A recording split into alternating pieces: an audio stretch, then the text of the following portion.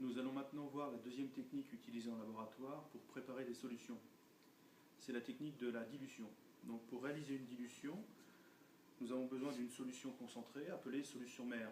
C'est la solution que l'on va diluer pour fabriquer des solutions plus diluées, moins concentrées, appelées solutions filles.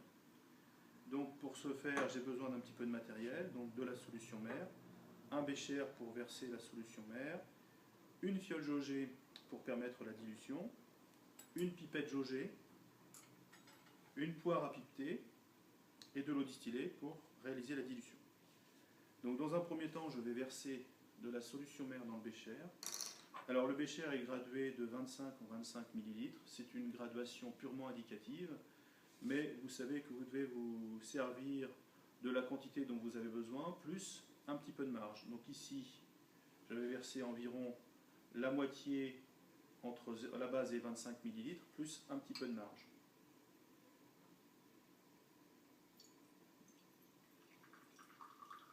De manière à minimiser les pertes.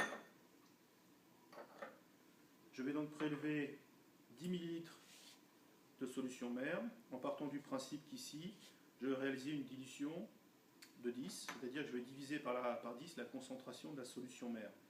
Donc en fonction du facteur de dilution que l'on souhaite réaliser, on va adapter la verrerie, à savoir le volume de prélèvement de la pipette jaugée ou le volume de la fiole jaugée. Donc ici, on va prélever 10 dans 100 ml, on va donc diluer 10 fois.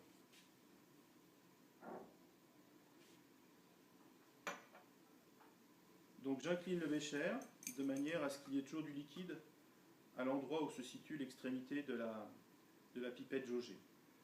Je fais levier avec mon index soit dans un sens, soit dans l'autre. La pipette, elle, est toujours verticale et je vais donc aspirer le liquide en soulevant légèrement la pipette du fond du bécher de manière à ce que l'eau puisse, la solution mère puisse circuler. Vous avez ici deux valves, une valve verticale qui permet l'aspiration et celle-ci qui est perpendiculaire qui permet donc de refouler le liquide. Donc j'aspire la solution mère et je mets toujours mes yeux à la hauteur du ménisque de manière à éviter le phénomène de parallaxe. Donc là j'y suis. Alors en fonction de la pipette jaugée, elle possédera soit un trait de jauge, celui qui est en haut, soit deux traits de jauge, celui qui est en haut et celui qui serait ici en bas.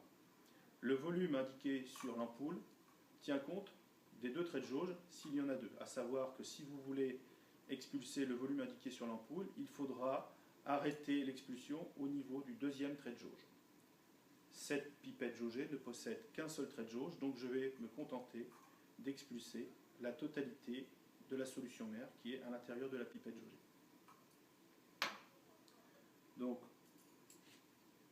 de la même manière que tout à l'heure, je fais levier avec mon index et j'expulse la totalité de la solution mère dans la fiole jaugée.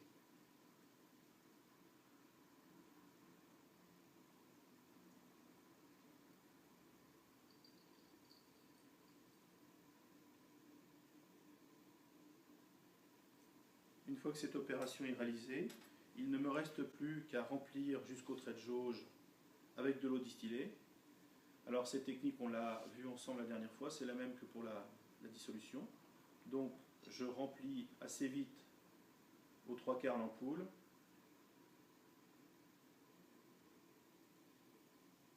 Ensuite, je recharge en air. Et je vais régler donc ma pression de manière à ce que le débit de l'eau distillée soit constant et suffisamment lent pour que je puisse maîtriser la montée du ménisque et m'arrêter de manière à ce que le bas du ménisque corresponde au niveau du trait de jauge. Une fois que l'opération est réalisée, comme la dernière fois, donc nous faisons ce mouvement 7 fois de manière à ce que la bulle d'air agite la solution et l'homogénéise.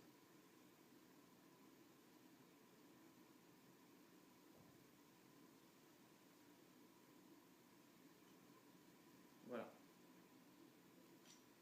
Nous venons de préparer une solution par dilution.